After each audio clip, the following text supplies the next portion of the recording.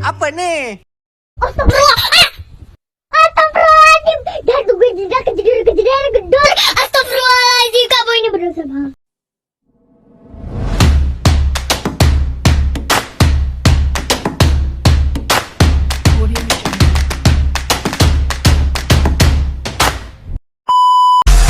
Riding high when I was king, I played at the hard and fast.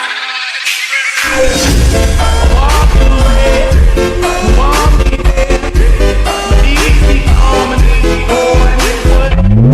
My feet without me, yeah, my feet without me, no, my feet without me, no, but I can't.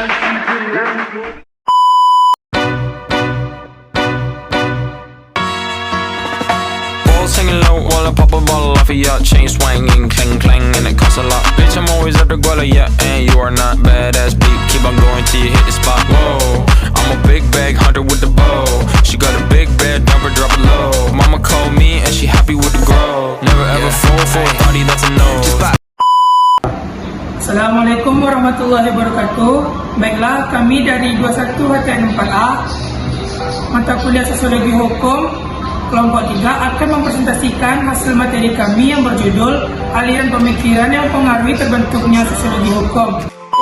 Satu pemikiran Emil Durkheim pada tahun 1858 sampai 1917 berasal dari Prancis yang mengembangkan sosiologi dengan ajaran yang klasik. Dalam teori-teori tentang masyarakat, Durkheim menaruh perhatian besar terhadap kaidah-kaidah hukum yang dihubungkan dengan jenis solidaritas yang dijumpai dalam masyarakat.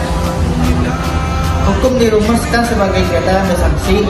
Di dalam masyarakat dapat ditemukan dua macam kaidah, yaitu represif dan restitutif.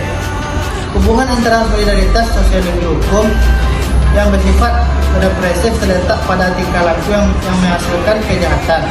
Menurut Durkheim dapat dibedakan dua macam solidaritas positif yang dapat ditandai oleh ciri-ciri. Satu, solidaritas pertama, warga masyarakat secara langsung teringat kepada masyarakat dalam kurung solidaritas mekanis. Dua, masyarakat tidak dilihat dari aspek yang sama, masyarakat kesatuan kolektif. Solidaritas organis. Selanjutnya, pemikiran Karl Marx. Menurut Karl Marx, hukum dan kekuasaan politik adalah suatu alat untuk berkuasa di bidang ekonomi dan untuk harta kekayaan sebagai sarana produksi dan eksploitasi. Menurutnya, hukum bukan saja berlaku sebagai fungsi politik tetapi juga sebagai fungsi ekonomi. Menurut Karl Marx, hukum mempengaruhi oleh kondisi ekonomi, yang mana kemenangan dalam hukum ekonomi akan selalu dimiliki oleh kaum berduit, dan sementara kaum proletar akan selalu kalah. Dari itu, hukum akan memicu perpecahan antara kelas kaum dominan dan minoritas. Tidak hanya itu, kaum berduit akan menggunakan hukum untuk melindungi kepentingan untuk terus menguasai pemerintahan dan perekonomian. Dalam pokok-pokok pandangan teori Karl Marx tentang hukum dapat dipaparkan sebagai berikut. 1. Hukum adalah adat yang menyebabkan timbulnya konflik dan perpecahan. Hukum tidak berfungsi melindungi masyarakat secara umum, melainkan hukum hanya melindungi kelompok dominan. 2. Hukum bukan alat integritas tetapi merupakan pendukung ketidaksamaan yang dapat menyebabkan perpecahan kelas. 3.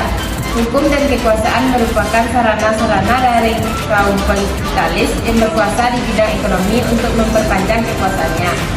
4. Hukum bukanlah model idealitis dari norma sosial masyarakat, atau masyarakat bukan manifestasi normatif dari apa yang telah dilakukan.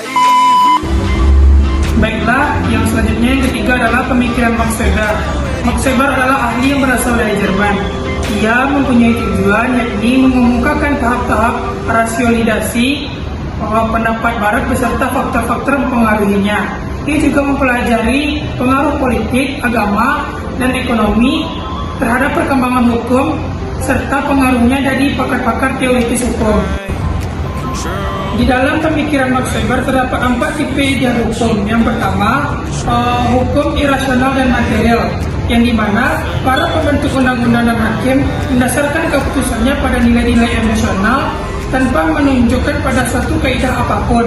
Yang kedua, hukum irasional dengan formil, yakni di mana para pembentuk undang-undang dan hakim mendasarkan keputusannya pada kaidah-kaidah di luar akal sehat karena didasarkan pada wahyu atau ramalan.